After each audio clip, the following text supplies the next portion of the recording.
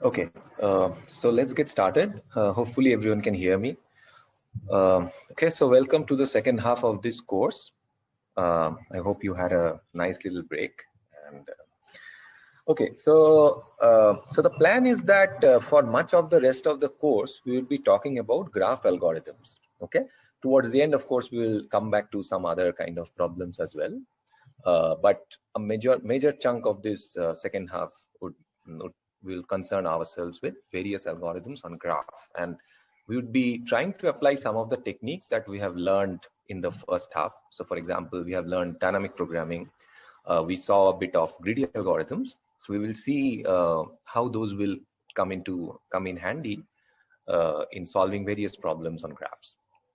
Okay, so one disclaimer before we begin is I did not keep really an introductory slides on graphs because I assume that every one of you is familiar with what graphs are. But nonetheless, let me just use this slide. This slide does not have anything but a graph to just kind of recap in 5 minutes few of the basic definitions that will probably require at least for the next 2 or 3 lectures, and then we will introduce more definitions as we go along. Okay, so what is a graph? Well, it's an abstract mathematical entity which is used to model relationships between objects. Okay, so the objects, as we all know, they are represented as what we call nodes or vertices in the graph. Okay, and if in our context any two of such objects are related to each other, then what we say is that there is an edge between these two objects. Okay, now this is a very abstract definition, but depending on what problem you're trying to solve, you can imagine the nodes to be, for example, the most common graph that probably we all that is pervasive in our life are social network graphs, right? Although we don't see those graphs every day, but implicitly it's always there. So we are all nodes in our social networks, and let's say if you are a friend with somebody on Facebook, then you have an edge with that person and all that. Yeah, okay, but I'm sure all of you know very well where graphs show up. Okay, so graphs have nodes or vertices, okay, and we have edges in the graph. So the edges could have directions sometimes, or they might as well be undirected. So sometimes, again, depending on the context, it might make sense to have some directions on the edges. So for example, if you are trying to model a road network, you might have one-way traffic. Yeah, so you can travel from node E to F, but you cannot travel from node F to E because of some weird traffic rules. In that case, giving a direction to the edges completely makes sense. Okay, and there are various other examples. In this picture, what I'm showing, and the edges are undirected. There is no sense of direction. There is just a relationship between E and F. And today, in fact, we would be only talking about undirected graphs. But probably in the next lecture, we would actually require the notion of edge directions. Okay, so edges could be directed or undirected.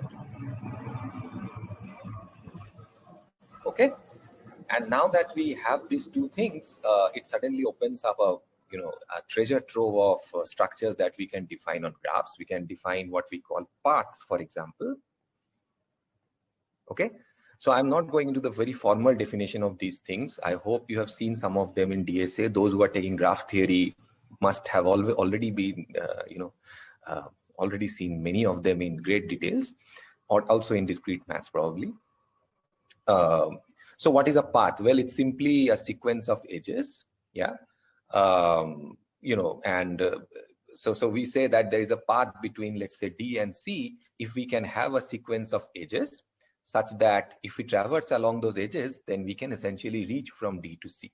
Yeah, and if you want to be more formal, then this sequence needs to have the property that if I look at two consecutive edges, then the second vertex of one edge needs to be the first vertex of the next one. Yeah, that's what we mean by a sequence, and that forms a path. And then you can think of cycles. So a cycle is nothing but a path such that the start and the end vertex, they are the same. okay, that we call a cycle. Okay, and now once you have defined paths and cycles, you can talk about various things like connected graphs. Okay, so again, I'm only talking about undirected graphs today. So what is a connected graph? Well, if there is a path between every pair of vertices that you can imagine, then we call that this graph is connected, right? If a graph is not connected, then it's disconnected, and then it has what we call connected components of a graph. Okay, so each component of this disconnected graph forms a connected a connected graph, and we call them the components of this graph. So in the most trivial case, you can have a graph which does not have any edge. That's a trivial graph. So that's also a valid graph. Why not? The edge set is just empty. And then the connected components are nothing but the singleton vertices. Okay. And you can think of very dense graphs on the other hand. For example, you can think of a complete graph. So what is a complete graph? Where there is an edge between every pair of vertices. Okay. So on and so forth. So again, we will come back to some of these definitions as we move along. But today we are just sort of rehashing ourselves. Okay. Okay, what else? I hope you also know about trees. Okay, so by the way, when I talk about trees in the context of graph, I am not talking about the binary tree data structure. Okay, please keep these two things separate in your mind, although they are very much related.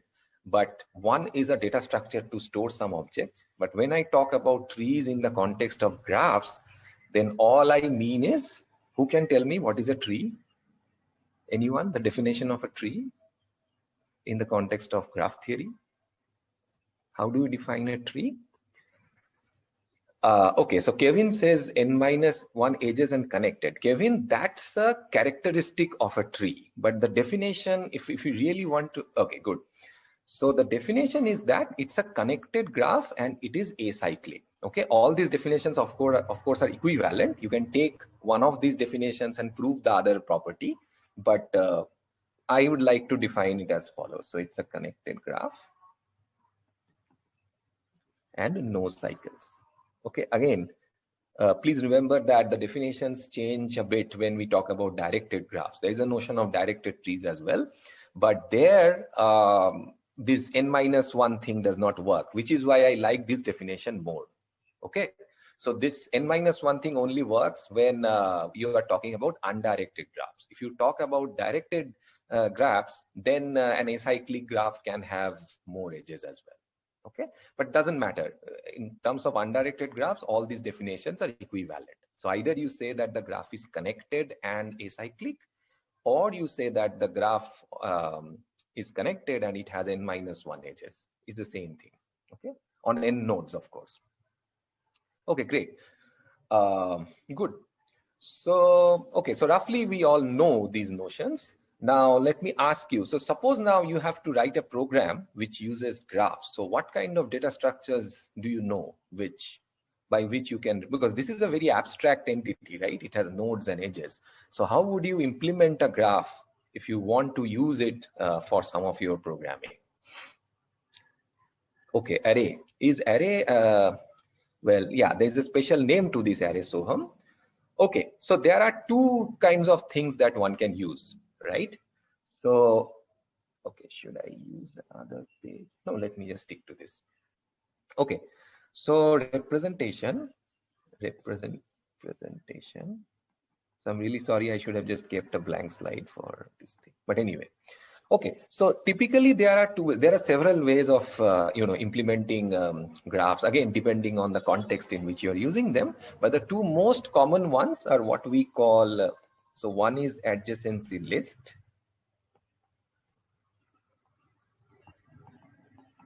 Okay, so what is an adjacency list? Yeah, exactly. So it's a bunch of linked lists essentially. Yeah, as Agamdeep is saying, I think many of you have answered.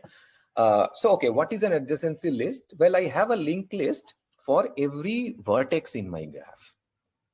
Okay, and this linked list, it's nothing but a list of all the edges that are incident on this vertex.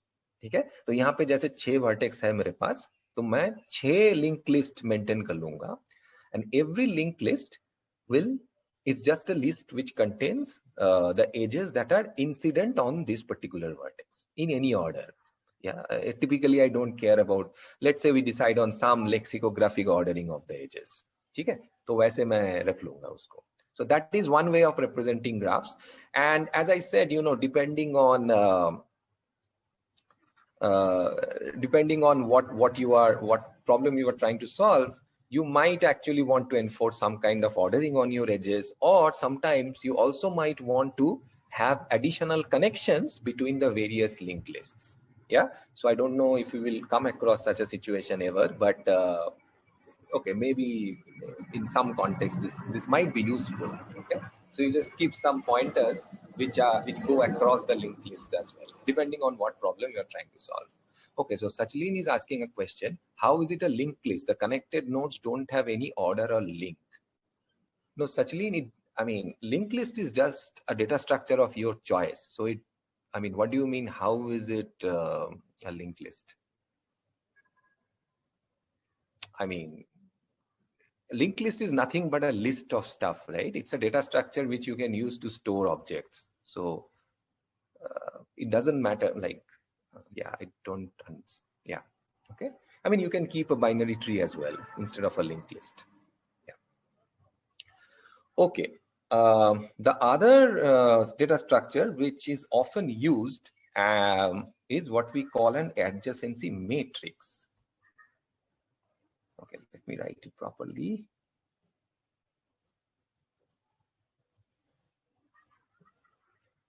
So 2 is adjacency matrix. Okay, so what is an adjacency matrix? Well, it's a two-dimensional matrix. So the rows and columns are exactly the same. So along the rows, I have the vertices. Along the columns also, I have the vertices. And now if I look at an entry, let's say I comma j, this entry is 1 if there is an edge between I and j. Okay, otherwise it's 0, right? So for example, if I think about this graph, then I will have an adjacency matrix which probably looks like this. Yeah, this is terrible, but let me try to fit in here.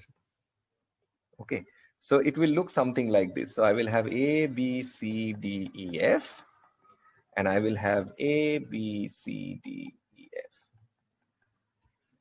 Okay, and then let's say if I am looking at the entry which is A comma B, then I will put a 1 here. Why? Because there is an edge between A and B.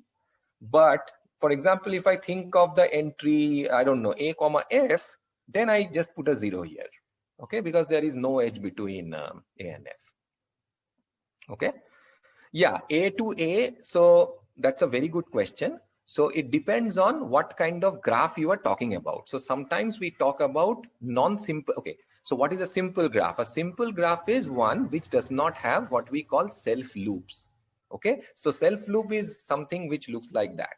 So it's an edge from a node onto itself. Yeah, if you have that, then of course you have to make it 1, but typically we would be talking about simple graphs and then we will just make it 0. Okay, so there is no ambiguity here. So either it's a graph which has self loops or it doesn't. If it doesn't, then okay. And of course, this is a symmetric matrix. You can understand if the entry ij is 1, then the entry ji is also 1, and vice versa. Okay, so that's more or less. So as I said, like this is just a sort of a recap of things you already know, and I will try to introduce definitions as I go along. And please feel free to stop me if at some point maybe I'm using a definition which you might not have seen. Just feel free to stop me and ask that, okay, what does this mean? Okay, great. So what we will begin with is what is known as graph traversal algorithms. Okay, so you have seen a couple of them in your data structures course, namely the breadth first search and the depth first search algorithm. So they are of very different flavors, although they look more or less the same, but they are really very, very different and they have different purposes.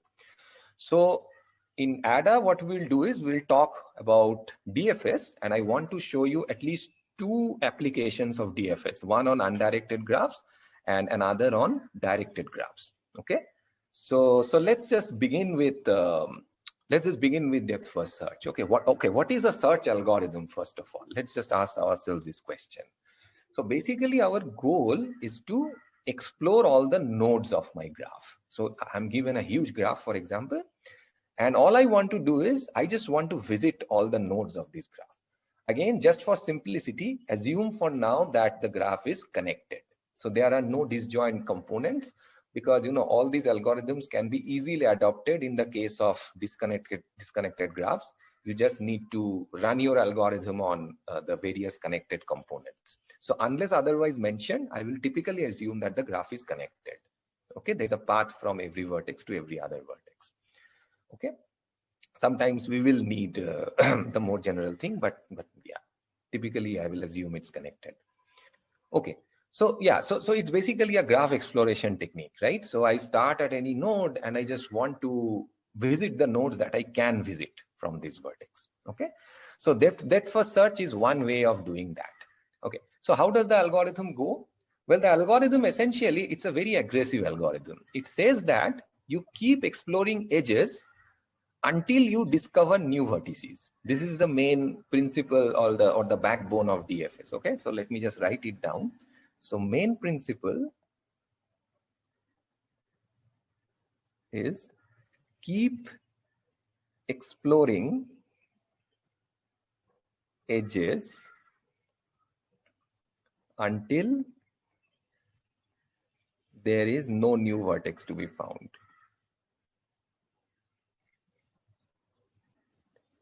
Okay, and then we backtrack and then backtrack.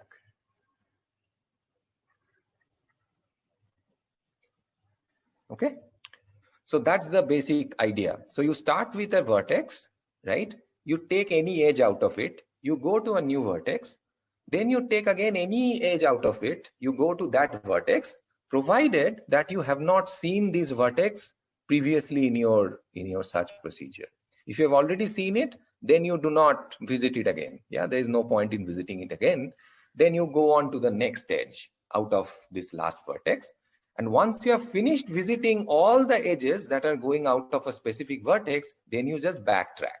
You go back to the vertex through which you came to this particular vertex. Okay, that's the notion of DFS. So just to again rehash, BFS is not so aggressive, because what BFS does is when you are at a particular vertex, it will first explore all the edges out of these vertices before it goes on to explore the next vertex. Okay, so that's a relatively less aggressive search procedure, and it has its own advantages. Okay, but DFS is more aggressive.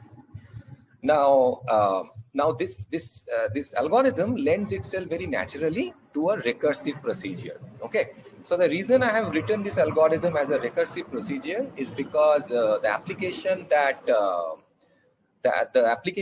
we will be doing, that becomes much easier to explain if we take a recursive point of view of this algorithm.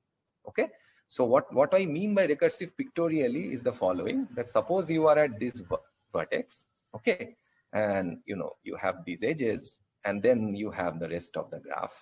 I don't know, there might be connections between them as well. So let's say that's how abstractly your graph looks like. So what you will do is, let's say you are exploring out of V, and you reach and you explore this edge. So that's, let's say, U. So now all you do is you just call DFS at this vertex. Okay, and that is exactly the thing that that we are trying to do here.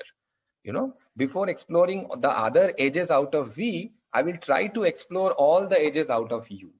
Okay, again, when I explore one edge out of U, I will try to explore all the edges out of that vertex. Okay, so yeah, so I think there was a question, what do I mean by aggressive? What I mean is that before exploring all the edges out of a specific vertex, you just go as deep as possible. So you just try to hit a dead end as fast as you can, and only when you hit a dead end do you backtrack, and then you explore the other options. Okay, that's what I mean by aggressive. So just compare it to BFS, right? What BFS will do is it will first explore all these edges before it moves on to U. Yeah, so that's the contrast. Okay, ठीक है. Okay, so what is the, so how does the algorithm go? Well, let's say I have called DFS V on a specific node V. Okay, so initially, so there are 3 states in which my vertices can be in this algorithm. Okay, so the 3 states would be unvisited, visited, and explored. So let's see what they mean. So initially, everything is unvisited because I have not visited any node at all. Okay, so when I call DFS V, first I mark V as visited. Okay, so remember this is a very abstract pseudocode that I have written. I'm not talking about any data structure, and this is very important. See, implementation should be kept separate. I know already things like stacks and all have started coming to your mind, but just hold on to your thoughts a bit and just focus on this abstract notion of a graph search, okay, of the DFS search. Of course, we will talk about implementation and all that. Okay, so you mark V as visited, and then you start exploring the edges out of V. Okay, so just like I have shown in this picture. Now here is one catch. So when you explore an edge out of V, first you should check whether the other endpoint has already been marked visited or not. If it has been visited once, then you must not visit it once again. Okay, then you don't do anything. Then you just ignore that edge, sort of. That edge is sort of dead for you. You do not do anything for it. Okay. However, if you find that this other vertex, the other endpoint of this edge is not visited yet, then you call DFS recursively on that vertex. Okay. What this essentially mean is, again, you will explore another new edge out of this vertex in the next step, because you are calling DFS X. Then you will again mark the X as visited, and you will do the same thing on X. Okay. And how long will you keep doing this? Well, you keep doing this when at some point you find that there are no new edges left to be discovered. Okay. Either you have visited all of them by calling DFS recursively, or they had already been marked visited previously. Okay. So you have explored all the edges out of V. Jab ye khatam ho gaya, so then you come to the final step. So then you mark V as explored. Okay. So that's the third state in which your vertex can be. Okay. Okay. Okay. Yeah, please, so somebody is asking me to repeat. I think it's better if I just show an example. Okay, because if I repeat this, then you will again get into the same kind of confused state. So it's just better if I just show an example. Yeah, so we will talk about an example for sure. Okay, good. So let's just take this example that we started with. So this is our graph, and that's correct, Siddharth. We have to do this for all connected component, but as I said, that I'm going to assume for now that I have a connected graph. Yeah, because it does not add anything to our discussion if we take different components. That's correct. I mean, so there would be an outer loop where you check whether there is an unvisited vertex and you start a new DFS. Okay, so what I'm saying is, if we have various components, then once you have finished with one component, then we just check whether there are any unvisited nodes that are left, and if there are some unvisited nodes, then we start a new DFS from there. Okay, so there have been a couple of questions. Okay, so how do we backtrack? Okay, so backtrack, essentially, see, backtrack is nothing. So in this case, your recursion is taking care of your backtracking. Okay, so think of like this. So let's say you have a vertex V here. Okay, and I think I'm answering the two questions simultaneously. So one question was, how do we backtrack? And the next question was, what is the use of explored state of a node? Okay, right? So the point is that, okay, so suppose you have called your DFS procedure from V. Okay, now what will happen is, suppose these are the edges. Now DFS will be called recursively from all these nodes, right? So you will do whatever you want to do recursively. Okay. And then when you come back to V, so suppose all these recursive calls have now returned, okay, And now you are back to your main procedure, which is DFS-V. That's where all these recursive procedures were called from. And now you mark V explode, and then you get out of this loop. So when you get out of this loop, where does your control go? Well, it goes to the parent of V in some sense, the node from which DFS-V was called. So this is exactly what backtracking means. Okay. So recursion implicitly takes care of backtracking. You do not have to, explicitly do a backtrack, but recursion does that for you. Yeah. So when you return out of DFS-V, it will go to, whatever vertex was responsible for calling DFS-V. And that is exactly backtrack. Okay.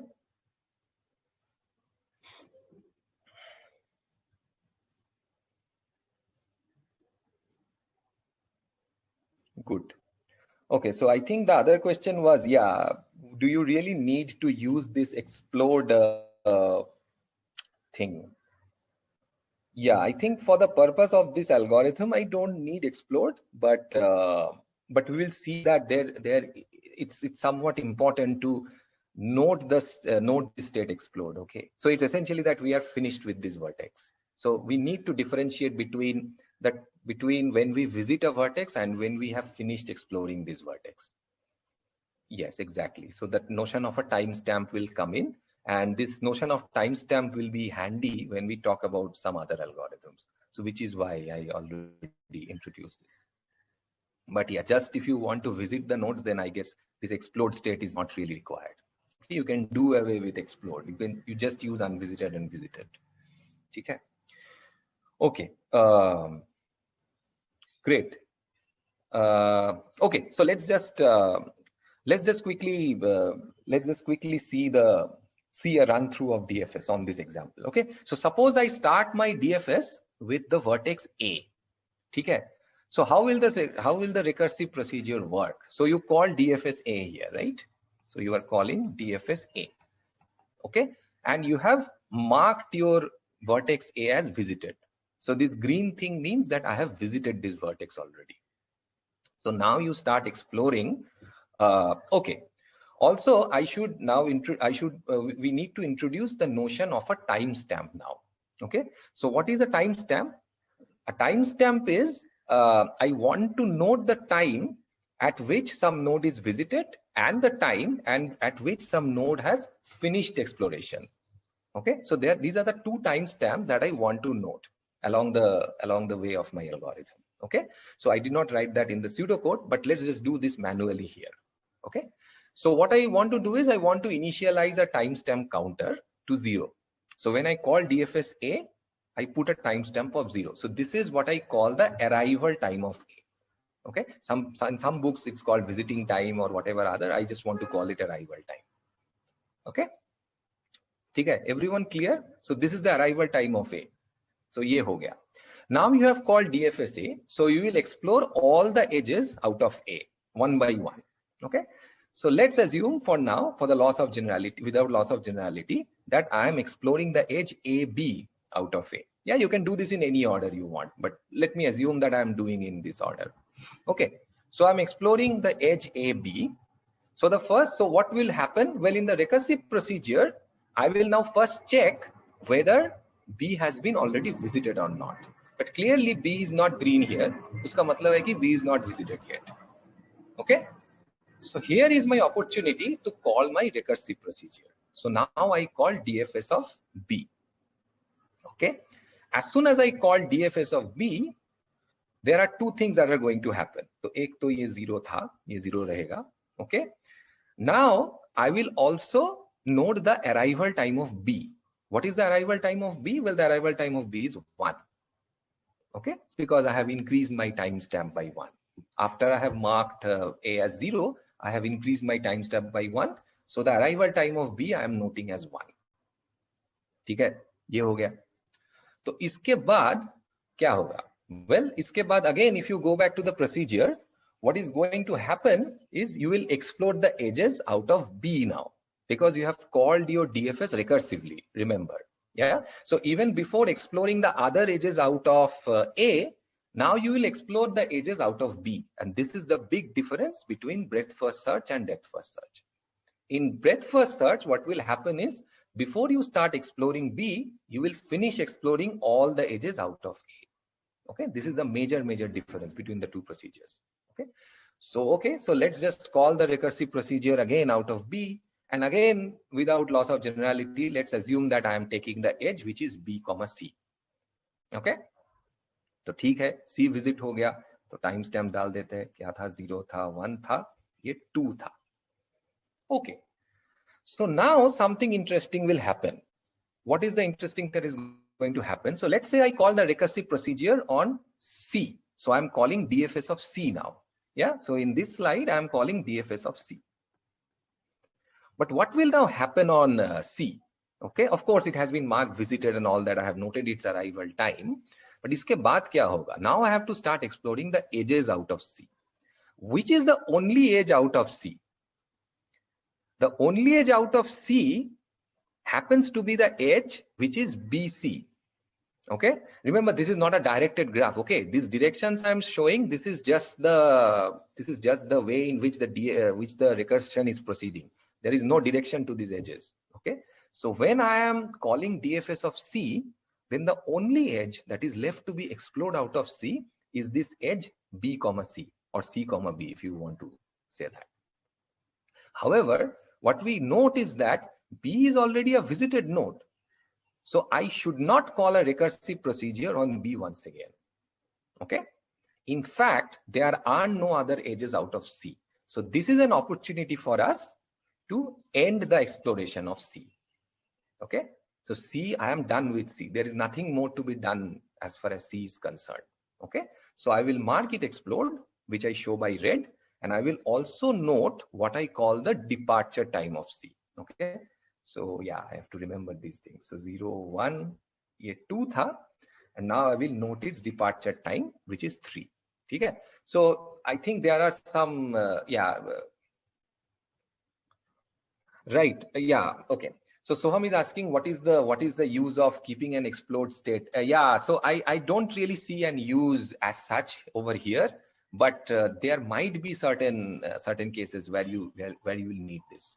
Okay, so let's just note this explored state. But you are right, we don't really, I mean, as of this algorithm, we don't need the explored state. वो visited or non-visited से ही काम चल जाता है. Okay, this just makes it, I mean, in my head, it makes it clear that we are done with this vertex. Okay, so as soon as you note its finishing time, you just mark it with a different state. That's all. Yeah, there is nothing more as of now. ठीक है? Okay. So now let's go back to our recursive procedure. What does the recursive procedure do? Well, ये DFS-C से तो return कर गया. DFS-C was a recursive procedure. उससे तो ये return हो गया. अब return होकर ये process कहाँ जाएगा? Where will this process go? Well, it will go back inside the procedure which is DFS of B. Because remember, मेरा nesting कैसे हो रहा है? So at the top level there was DFS-A. इसके अंदर से I had called DFS-B. और उसके अंदर से I had called DFS of C, है ना? तो ये DFS C तो return हो गया क्योंकि it has been explored. So I have marked it red and I have returned the recursive call. अभी return होके कहाँ जाएगा? Return होके ये DFS B में वापस जाएगा. ठीक है? And exactly किस point पे ये वापस जाएगा? At the point where we were exploring the edges out of B. ठीक है? So remember there was this for loop. Okay, let's just go back to the pseudocode. So there was this for loop which said that for each edge, if x is unvisited, you call DFS of x. तो इसी में आपने DFS C call किया था. अब DFS C से ही return हो गया. So now I am back to this point inside DFS of B, and now I should explore the other edges. Okay. ठीक है. चलो good. Okay. So now let's say again, I'm exploring, let's say the edge which is BF out of it. ठीक है? तो ये BF मैंने explore कर लिया. Yeah, this is bad. I have to remember these things. Okay. तो अभी F का arrival time कितना हो जाएगा? Well, इसका arrival time 4 हो जाएगा अभी. ठीक है? And now I just, well, I will just rush through this a little bit more because I think now we have got the hang of what is going to happen. So again, I will call DFS F. And now abhi, let's say the next vertex which is marked visited is D. So मैं इसका arrival time mark कर लिया as 5. This was 4, 2, 3. This was 0. This was 1. ठीक है? Again, you know, so abhi D se kya hoga? Well, the only edge that is to be explored out of D is the edge DA, but A has already been visited. So I do nothing and I come back from this recursive call. Okay. And I also note its departure time. Okay. So ये departure time हमने note कर लिया. I again come back to F. ठीक है. Yeah, this is very annoying. 4, 5, 6. So I come back to F. Now what do I explore? Well, I explore the edge, which is FE, because that is an unexplored edge, and E is also not visited yet. So I must explore E. ठीक है, तो वो हमने explore कर लिया. तो ठीक है, ये 5, 6 था, तो probably this will be 7, okay, and 8, right? And this was what? This was 4, this was 2, 3. This was 0, this was 1. ठीक है? तो अभी E से क्या होगा? Well, E से, as you can see, there are in fact 3 edges that go out of E. Okay, there is the edge which is EA, there's an edge which is EB, and there's an edge which is EF. But all these nodes that are on the other endpoint of these edges that are already visited in my procedure. So I just do nothing. Okay, so my recursive call just returns, or in other words, I backtrack. Okay, उसका finish time return करके I just backtrack. ठीक है? तो अभी जब backtrack होगा, the only thing that I need to do now, as you can imagine, is I just need to mark these node explored and I have to note their finish times. Okay, so finish time क्या होगा? So basically इसका 9 हो जाएगा. F से backtrack होके वो कहाँ तक आएगा? Well, वो B तक आएगा. So this finish time is 10. और B से backtrack होके वो कहाँ तक आएगा? वो A तक आएगा. तो इसका फिनिश टाइम हो गया 11. ठीक है? That's how your entire DFS procedure will look like. At E, it will be 710. No, why should it be 710? See, because when I am at E, I am not exploring any other edge, right? Because all these edges which are out of E, unka other endpoints are already marked visited. So essentially, I do nothing inside the DFAC recursive call. No, it's not going to ABF. This is important to understand, Harsh. We increase the timestamp only when we visit a vertex. But this A, B, and F are already visited. So we don't visit it from inside E once again. So the only reason I increase the timestamp is because I'm coming out of E, I'm noting its finish time. Okay, this is very important to understand. I am only visiting something which is not visited. I am not visiting it otherwise. Or वो timestamp increment, it will happen inside this DFS call. Okay. ठीक है. So everyone okay with this procedure? Any questions? Okay. Yeah. So the final picture.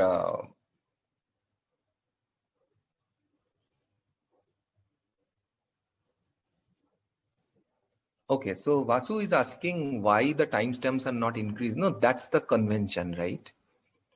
So the point is, yeah, it depends on. So see, what you want to, okay, what is that you want to note? What you want to note is the arrival time and the departure time. So the departure time is when we have completed exploring it, right? So when I am at E, I am not visiting anyone anymore. So why should I increment my time?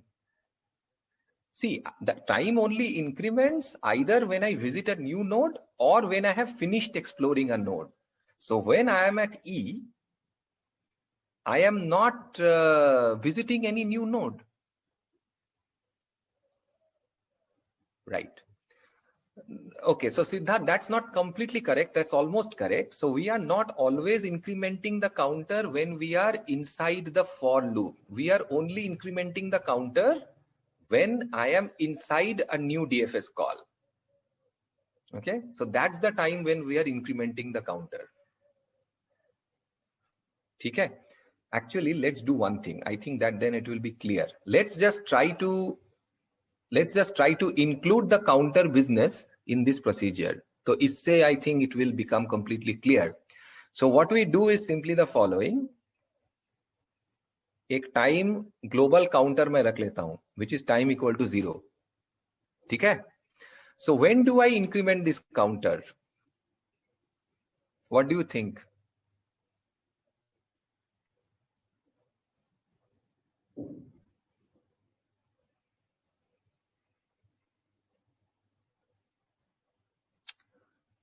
Right. Exactly. Okay. So from what we are saying, so once I have marked V visited, here is where I am noting the arrival time of V. तो ये जो है यहाँ पे मैं कर दूंगा arrival of V is equal to time plus plus. ठीक है. This is the time when I am noting its arrival time. Arrival time note करके मैं time stamp बढ़ा दिया एक से. Okay. And when is the other time that I should increase the time? इसका departure time. So dip of V कब होगा? After explode. Very good. So dip of V will be equal to time plus plus. बस यही करना है. ठीक है. So it's only incremented once I enter this thing. Once I enter a DFS call. Yeah. ठीक है. Yes. So again, I think so this entire procedure can be implemented by using a stack, and you don't really need to call recursion, but recursion and stacks are essentially the same thing. Of course, if you just use a stack, then the overheads are low, because recursion mein you are sort of pushing the entire context again and again. But as I said, this is a more of an abstract view of the algorithm. Implementation mein aap kuch bhi karo. You can use stacks and all that, but you have to keep in mind how to increase or decrease the timestamp. But please, for now, adopt this recursive viewpoint. This is more of a way of thinking about the algorithm, not really the implementation. Again, as we will see, the application that we will study, usme ye recursive viewpoint will come in very handy. Yeah, it's very complicated to think in terms of stacks, or at least write the pseudocode in terms of stack. Okay, clear ho gaya timestamp?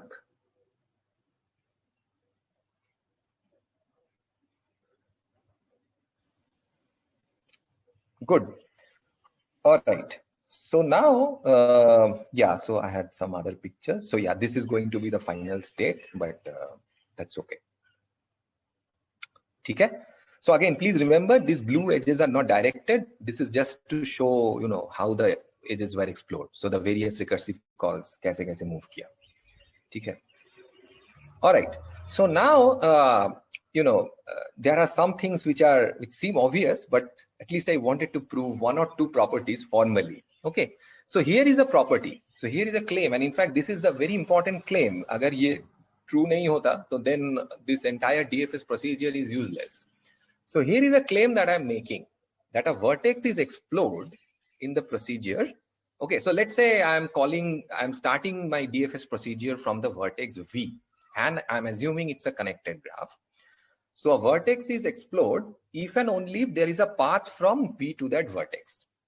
Okay, so only if part to yahan pe trivial hai, because I'm assuming that it's a connected graph. So you can think about the only if part.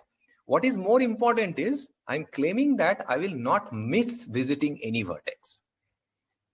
Okay, so ye jo apne recursive procedure kiya or the DFS procedure kiya, what I'm claiming is, because it's a connected graph and there is a path from V to every other vertex, then my DFS procedure will not miss any vertex. ठीक है. तो ये हम कैसे prove करेंगे? See, intuitively this seems fine, right? I mean, yeah, why should I miss a vertex? But I just wanted to show you how people typically do this formally. Yeah, if you think of a formal proof. Okay, contradiction, very good proof. Okay, very good. Yeah, contradiction is going to be our workhorse. So suppose for contradiction, some vertex U is not visited. Okay, so some vertex U is not visited if possible. So हम assume कर रहे हैं कि चलो ठीक है, maybe your DFS is a wrong algorithm and there is some vertex U which is not visited from V. ठीक है? So now let's draw this path. Remember there is a path from V to U. ठीक है? तो ये path हम draw कर लेते हैं. तो the path can look like anything. I don't know how it looks like, but it's a path after all. Okay, तो ये ऐसा कुछ दिखता है ये. Okay, and there is U at the end of this path. Okay, सबको clear हो गया? So I started my DFS procedure from V, and I'm assuming that my recursion never reached this vertex U. This is what I'm assuming. Okay, for the sake of contradiction. तो अभी मेरा situation क्या है? तो situation ये है कि here is a vertex which has been visited. Okay, that's a bad color.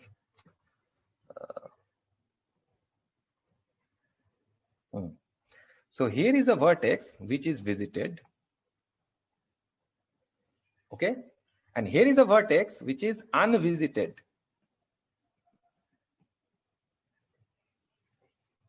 Okay, ठीक है?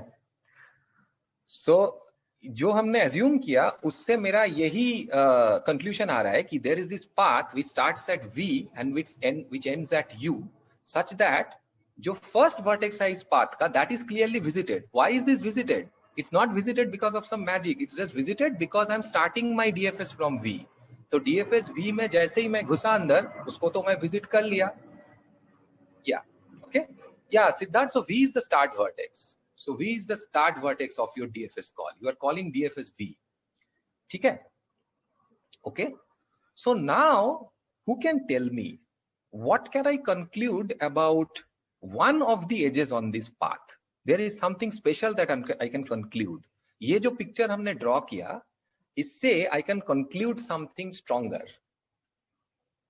So what is it that I can conclude? If I look at some edge, I can look at some edge, तो उसका जो दो end point है, उसके बारे में मैं क्या बोल सकता हूँ? So all I know for now is that one endpoint is visited, the other endpoint is unvisited. So the question is, I claim that there has to be one edge which has a specific property as far as its endpoints are concerned. Both vertices visited of edge. Very good. So then I can conclude that there exists an edge along this path such that uska one endpoint visited hai or the other endpoint is unvisited. And why can I conclude that? Well, because this is a path, right? This is a sequence of edges. Iska jo pehle edge ka jo pehla endpoint hai, jo last edge ka jo last endpoint hai, दूसरा endpoint hai, वो unvisited hai. So at some point there has to be a switch from visited to unvisited, right? It cannot happen that, you know, this keeps on remaining visited as we go from V to U. Some point में जाके तो वो unvisited होना ही पड़ेगा. So there has to be an edge. I don't know which edge this is, but there has to be one edge such that उसका ये वाला visited है और उसका जो दूसरा वाला है that is unvisited. Okay, at some point there has to be this switch. Okay, but why is this good for us? How do you conclude a contradiction from this? Well, it's already a contradiction, right? Because think about your procedure. So let's say this vertex is called V prime and this vertex is called W prime. So what happens in your algorithm? Well, at some point in your algorithm, you had marked the vertex V prime as visited.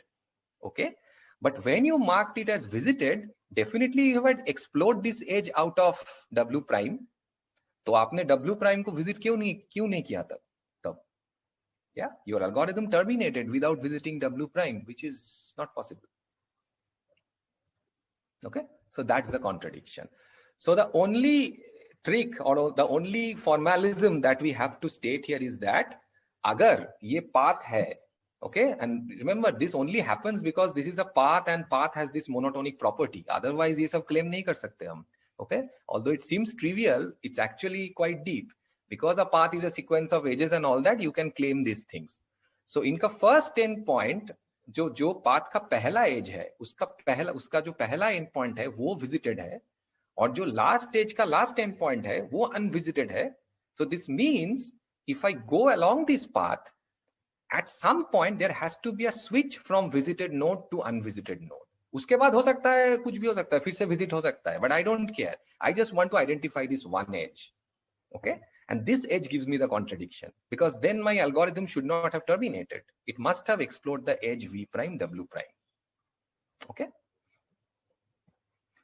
so this implies that there exists an edge v prime w prime such that v prime is visited and w prime is unvisited. Okay, and this implies a contradiction.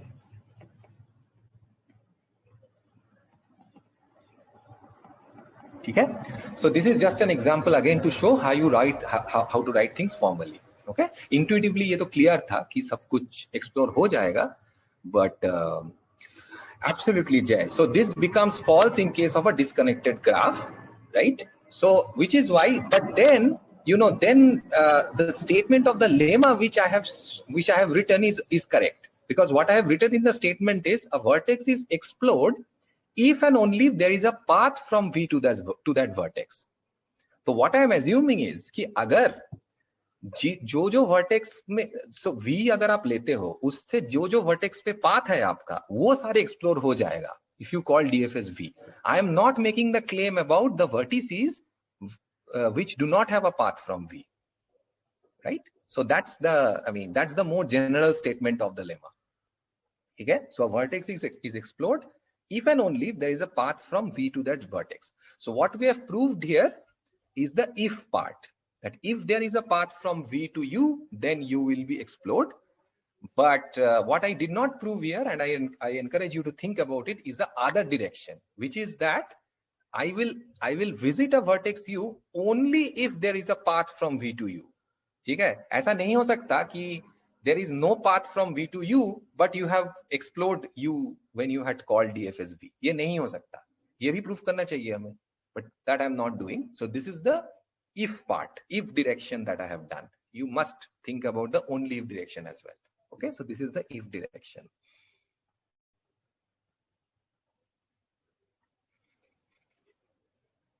Okay, there is a question. Can we make a claim that if V and U are connected, then either U is a neighbor of V or it is connected to some neighbor of V? Absolutely. So you are right. You can also prove this by induction. But Alok suggests that can we prove this by induction as well? My question is then, yes, you can prove by induction, but what will you induce on? So your induction का जो statement होगा, what is your, so P K जो है उसका K, absolutely correct. So the length of the path, this is absolutely correct. So yes, you can prove this using induction on the length of the path. So by the way, length of the path का range क्या है? What is the range of the length of a path between? Very good. So it's 0 and n-1. ठीक है, because trivially the length of a path will be 0. अगर आप एक vertex लेते हो, उससे उस खुद का जो path है, that is of length 0, because there are no self loops. But in the worst case, the length of a path can be only n-1, because there are n vertices, and we are talking about simple paths here. Okay, we don't talk about बीच में कहीं और चला गया फिर वापस आया, ऐसा कुछ नहीं है. So this is a simple path. Okay, so yes, you can prove this using induction on the length of the path as well. That's a very, very good point. ठीक है? Any other question? Siddharth had a question. Isn't that definition of connected? No, Siddharth, we are not assuming any connectedness here. We are just making a simple claim that अगर V से U तक path है तो वो explore होगा. I mean, I'm just assuming here that everything is connected, but the statement is more general. Okay. I mean, these are two different things. एक है कि उसका path है, and what we are claiming is that your DFS procedure is correct, that it will actually explore that vertex. So these are different claims, right? Okay. Okay, good. So let's move ahead. We are a bit behind time, but it's okay. So now we have to switch gears a bit, and we have to talk about this structure that I call a DFS tree. So what is a DFS tree? I'm sure again you have seen this kind of thing in your DSA course. So so ये जो हमने process लिखा है, ठीक है? So let's now define a different subgraph out of this procedure. So the subgraph is as follows. So I am looking at I'm starting with the node at which my DFS process started, and whenever I made a new recursive call, I am introducing this edge. Now obviously when I have made a new recursive call, and because I'm assuming connectedness and all that, it must have gone through it must have come through an edge, right? So वो edge मैं introduce कर लिया इस structure में, and now I draw the new node here. Okay, so essentially, you know, what I'm trying to say is that DFS A के अंदर DFS B call हुआ था. Why was it called? It was called because of this particular edge. So then in this new subgraph that I am building, I am just introducing this edge between A and B. Okay. Similarly, when I call DFS B, inside DFS B, I had called DFS C. That's because of this edge B comma C. Okay. So which is why I had introduced this edge. तो ऐसे ऐसे मैं एक structure बना लिया, right? So it just essentially it indicates a sort of a parent-child relationship. It's a parent-child relationship between. So it indicates where from your DFS call actually came. Okay, and if you think about it, जो backtracking होगा वो भी along this edge ही होगा. So when you backtrack out of F, for example, then it actually goes back to B. So you can think about going back to B along this edge in an abstract sense. But the important point is that this structure happens to be a tree. Okay, again, I'm not proving this formally. I think you have seen this previously, this stuff.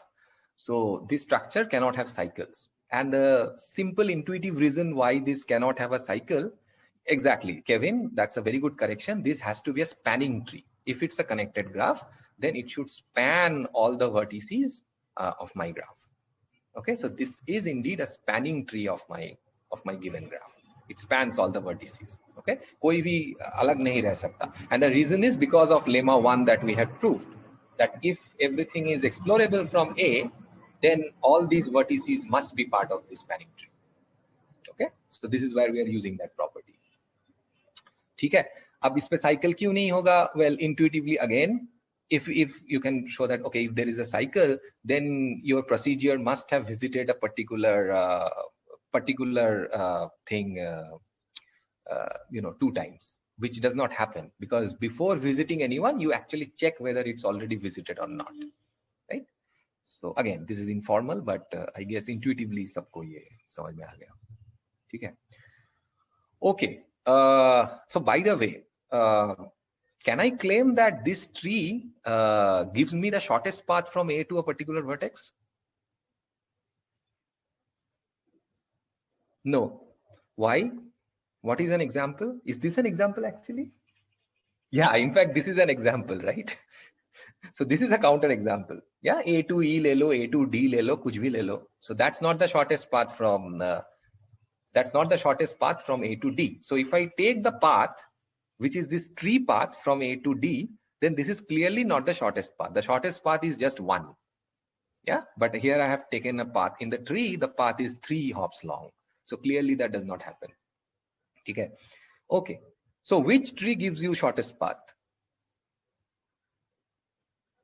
So if I want to find shortest paths between a vertex and another vertex, then which graph procedure should I use?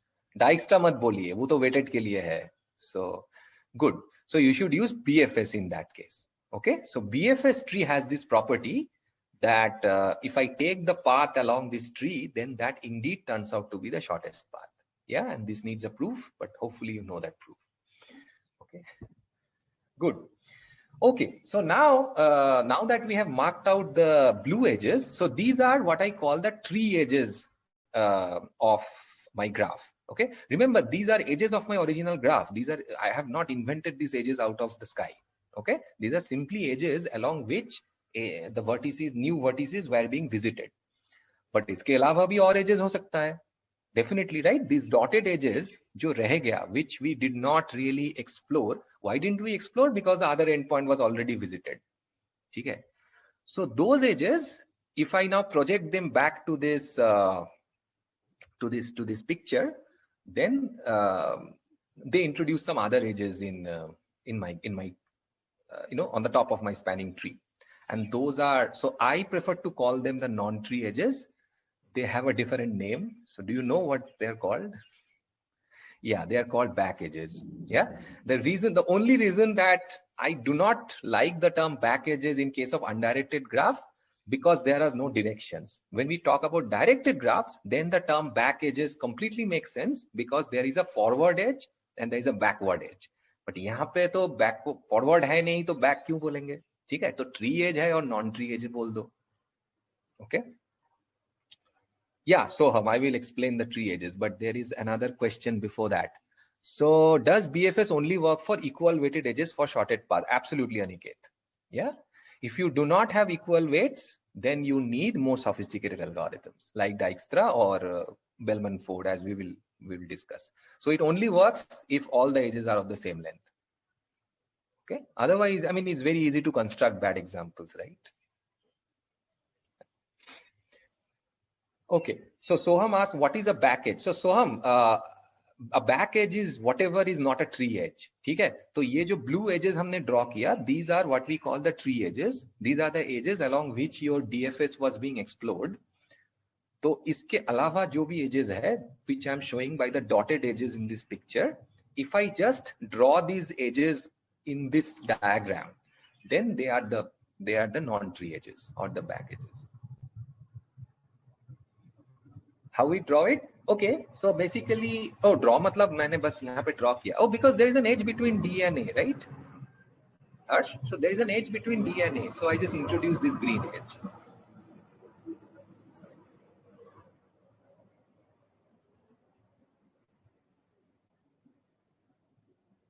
ठीक है? All right. There is dotted between B and E. हाँ, तो है तो green यहाँ पे B and E.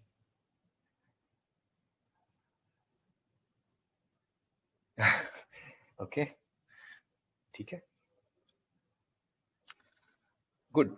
Okay. So good. So now that we are equipped with these definitions of tree edges and back edges, let me now introduce you to the application that we'll talk about. We cannot finish this today. It's highly non-trivial. But let me at least introduce the problem and let's try to build up some ideas. So we have roughly 20 minutes. Let's try to build up some of the ideas, but we will write the algorithm formally next time. Okay. So any questions so far? ठीक है. So ये tree edge, back edge, arrival, departure, ये हमें थोड़ा सा याद रखना है mostly. Okay. In order to understand the application. Okay. So here is the application that we are going to talk about. So I want to do something which we call checking two-edge connectivity of a graph. Okay. So what is two-edge connectivity, right? So two-edge connectivity is the following. So in order to define two-edge connectivity, first I need to define what I call a bridge edge in my graph. Okay. So what is a bridge edge? Bridge edge ये है कि अगर मैं उस edge को remove कर दिया, if I remove this edge from my graph, then my graph becomes disconnected. Okay, that's the definition of a bridge edge. If I remove this graph, so suppose I start, okay, I'm assuming that it's a connected graph, right?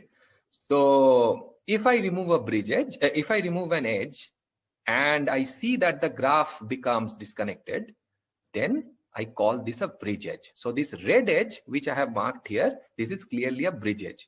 क्योंकि उसको अगर आपने remove कर दिया तो आपका ये दो कंपोनेंट बन जाएगा. ठीक है? How many bridge edges are there in a tree?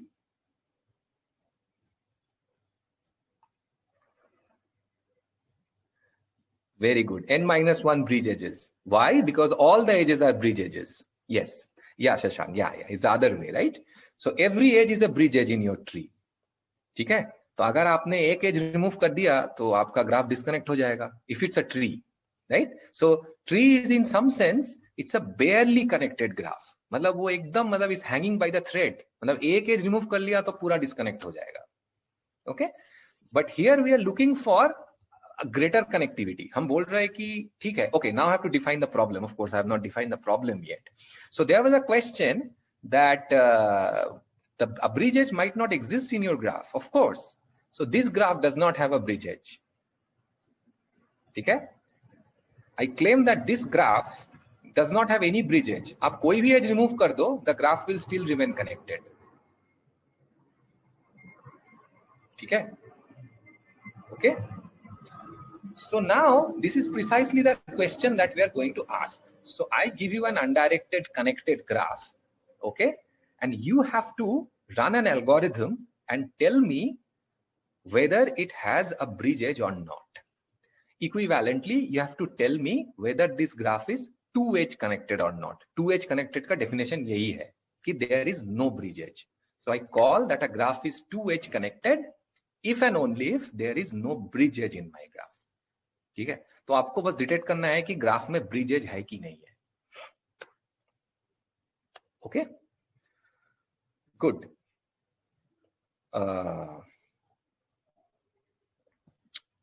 ठीक है, तो प्रॉब्लम क्लियर हो गया. Very good. Right, so that's the question, right? So I assume a connected graph. Is it two edge connected or not? Okay. So now, so what we will do is we will gradually build towards an algorithm for this. Okay. So if you know this, it's fine. I mean, yeah, but okay. So any idea of how to do this naively actually? So मान लीजिए बहुत ही मतलब ठीक है, आपको DFS मालूम है या कुछ BFS मालूम है. Very good. That's the first algorithm that should come to your mind. So you just remove exactly. So that's the naive approach. मेरे दिमाग में भी यही आता पहले. ठीक है? So you just remove one edge and you do either a BFS or a DFS. It doesn't matter. Both have the same runtime asymptotically. So you just remove one edge and you run a DFS from any of the vertices and you check whether there are any unvisited vertex or not. And you keep repeating this for every edge. ठीक है? So what is the running time of this procedure? By the way, we did not talk about runtime of DFS. So maybe this is the opportunity. So what is the runtime of this procedure? Now comes this n times n. Okay. So yeah, let's clear this once and for all. Okay. So the running time of DFS, you should always say it like mod of V plus mod of E. Okay. It's not order E, it's not order V square, it's order V plus E. Okay, please remember this.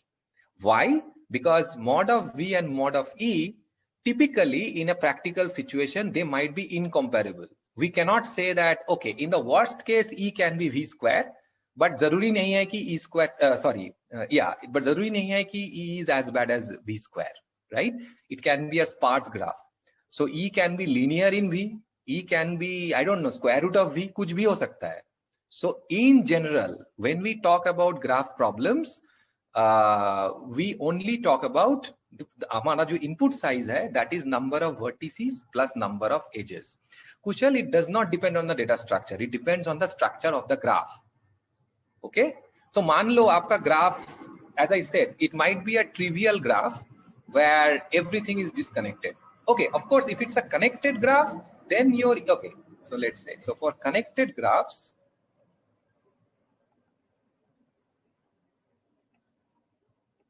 then mod of E is of course greater than or equals to mod of V minus 1. ठीक है, ये हम कर सकते हैं, but that's only for connected graphs. But in general, I'm talking about when we talk about graph problems, your graph can look like anything, right? There might be connected components, it might be everywhere. So बहुत dense हो सकता है, बहुत sparse हो सकता है. So you should not say that E is always V square or whatever. You should not say runtimes like this. It's always mod of V plus mod of E. Or if it's mod of V, then it's fine. Okay. So why is DFS mod of V plus mod of E? Well, the intuitive reason again is because, you know, you're exploring every vertex exactly once, and you're exploring all the edges out of that exactly once. So essentially you spend, you know, as much as the total number of edges plus the total number of vertices. Okay. So yeah, so you should say it like this. So अभी अगर हम ये procedure करते हैं, yeah, so because you need to check the other endpoint of every edge in order even to detect that the other endpoint is visited or not visited, you need to explore that edge. So you cannot escape exploring any edge. Okay, you have to do it. Okay, so and this is this time mod of E.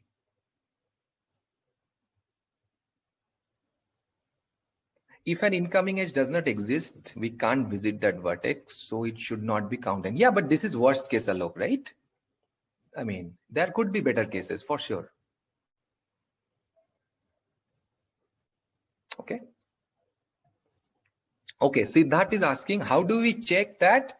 How do we check that all the vertices are reachable or not? So who can answer this question?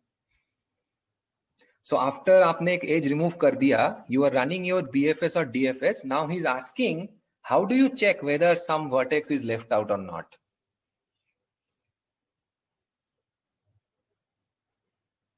Well, you just go through this vertex array once, Siddharth, and you check if some vertex is unvisited. That's all. Remember, we proved the lemma that a vertex is unvisited if and only if it does not have a path from where you started, right? So if your graph becomes disconnected after you have removed an edge, then clearly you can check this. Okay, but clearly this is not a great runtime, right? This is like quadratic in the number of edges and all that, which is not good. I mean, if you think about a graph with, let's say, I don't know, 2000 edges, then you are dead. So we want a linear time algorithm. And again, please remember, in the context of graph algorithms, linear times means M plus N or V plus E. Okay, so it does not have to be order V. It can be V plus E. That's also linear time. Yeah. Okay. So how do we do using just one DFS? So any idea?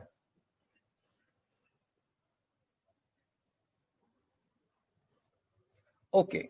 In a single DFS, if you are visiting any node more than twice, check for the smallest possible time reachable. Kiska smallest possible time reachable? Okay, first let me check the, in a single DFS, if you are visiting any node more than 2 times, तो क्या है फिर bridge नहीं है, robin?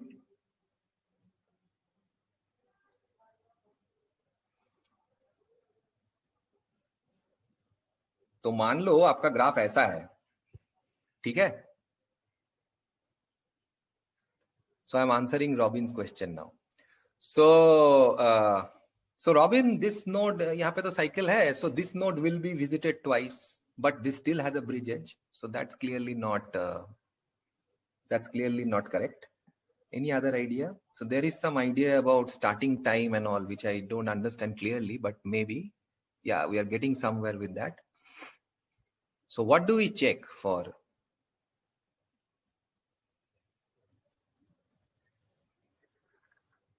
An edge is for every node, keep the smallest possible start time reachable. For every node, keep the smallest possible start time reachable. What does that even mean? You are there, but okay, you can unmute now. Yes, sir. So I was basically saying that you need to basically for every node maintain the smallest possible start time reachable from that node. Okay. Like done a DFS from some starting node, and then you build a DFS tree, right? So the lower the depth, the lower the start time, right? So for every for every node, do I need to keep this for every node? Yes. Why do I need to keep this for every node? Sir, that can be done in order V plus E only, so that doesn't matter. No, I'm not talking about runtime, but why is it necessary? So you are saying ki from... Yes, sir, I'm coming to that. Yes, sir. So basically what we will do after computing this is that for every edge, it is a bridge edge if the node with the greater depth does not have a smallest reachable start time less than the one with the lower depth. So I'm not able to explain it in words, but okay. So let's do. Yeah. So your idea is almost correct, but yeah. Okay. Good. So now you can unmute. You can mute yourself again. Okay. So as I said, today we'll just talk about the basic idea, right? And we will do all the detail next time. So let me tell you what the idea is, what the basic idea is. So basic idea ये है. So suppose this is your DFS tree. ठीक है? तो ये आपका DFS tree है. And what you want to detect is whether this edge, बस ये edge, just focus on this edge. Okay. So let's say this edge is UV. So this is U and this is V. Okay. I just want to detect whether this edge is a bridge edge or not. बस ये हमें detect करना है. ठीक है? तो उसको हम कैसे करेंगे? That is the question we are trying to ask, right? So let's just draw the rest of the DFS tree like this. ठीक है? Okay? तो ये यहाँ तक आया. Maybe the root was somewhere here. So let's say S was the root. Root मतलब जहाँ से आपका DFS start हुआ था. So you have reached this point V and you had called DFS V. So you're exploring all the vertices that can be reached out of V. And this is how your DFS tree looks like. Okay. Now here is a question. What condition will ensure that this red edge is not a bridge edge? अब start time वगैरह भूल जाओ. नहीं, depart time, arrival time भूल जाओ. Excellent. So back edge from where? Very good. So if there is a back edge, so some people are saying this, that if there is a back edge from anywhere in this subtree to an ancestor of V. Okay, an ancestor includes the vertex U as well, right? So ancestor मतलब है V का जो parent है या उससे भी ऊपर का कोई vertex है along the path to the S. अगर ऐसा कोई edge है तो then the red edge cannot be a bridge edge. Okay, but this is only one direction. Okay, this is only one direction. So what I want to claim is the following. So claim. Okay, so as I said, let's do one step at a time.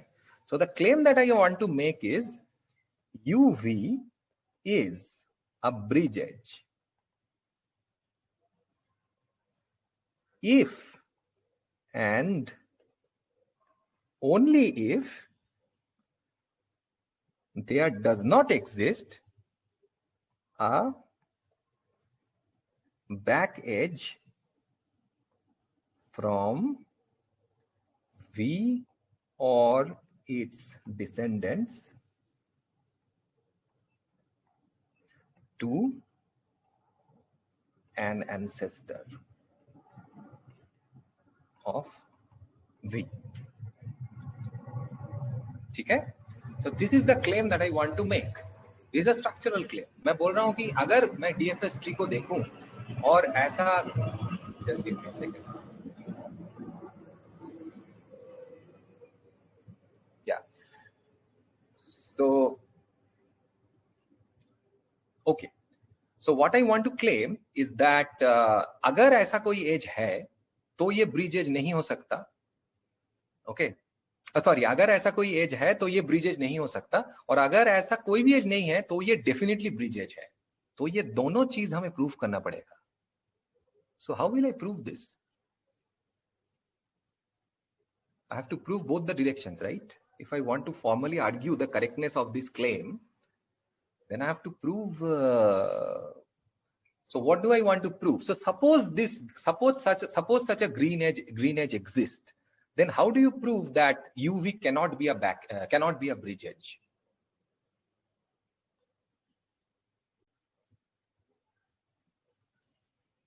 Okay. So Soham says I remove it. So if I remove it, why can I claim that the entire tree is still connected, that I can reach everybody from everybody else? Okay, very good. So here is the point, right? Right. So basically, how does my DFS tree look like, right? So ye to I have just drawn a part of my DFS tree, right? So my DFS tree might have other stuff. So maybe here there is some stuff, here there is some stuff and everything, right? So this is in general how my DFS tree will look like. Okay. Now what I claim is that अगर मैं ये red edge को remove कर देता हूँ और ये green edge exist करता है, so then the rest of the graph is still a connected graph. Why is this a connected graph? Well, because whatever I was, so let's consider any particular vertex here, right? So I know that this part is connected.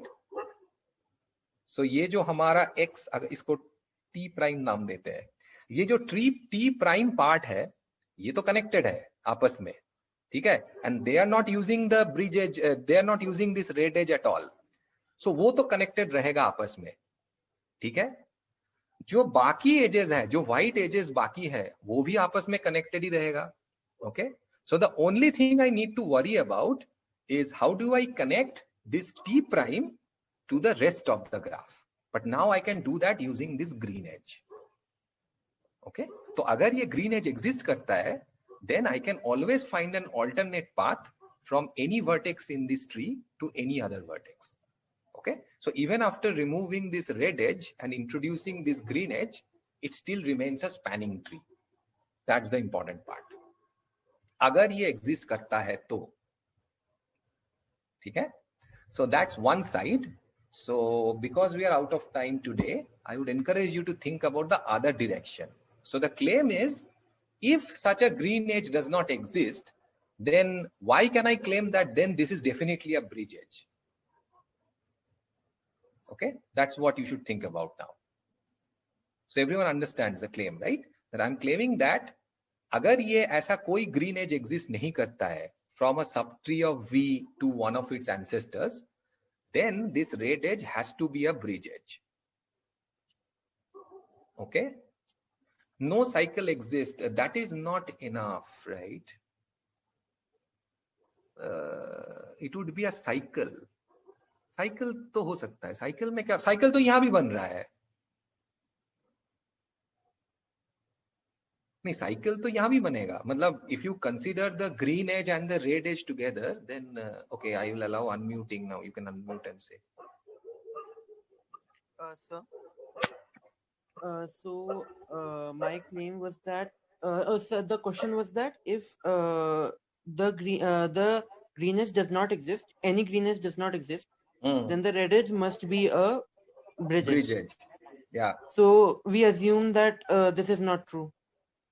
So if we assume that, then there exists a path from an ancestor to the subtree, but this is not a back edge. So this must be included in the tree. Therefore, a cycle exists because of the red edge. So this is not a tree.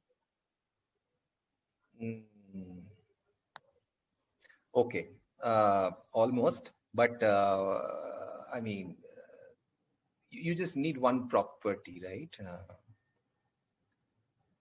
Right. So, okay. Yeah. So I think what Kevin is saying and what you said, they together complete the proof. So, okay. So we'll do this again next time very formally. So what we will arrive at is the fact that there has to be an edge which is something like that. So there has to exist. अगर ये red edge remove करने के बाद भी there is a path between a vertex which is here and a vertex which is here. The only way that can happen is because there is an edge which is like this dotted edge. But then we have to prove that such an edge cannot exist. Okay? Such an edge cannot exist in my graph. तो ये हमें prove करना पड़ेगा. ये this is not absolutely trivial, right? I mean, it needs a proof. Okay, so this is also what we call cross edges, but we have to prove that cross edges does not exist in undirected DFS. Okay. Anyway, so let's stop here today. We will take it up next time. Okay. Excuse me, sir. Yeah. When do we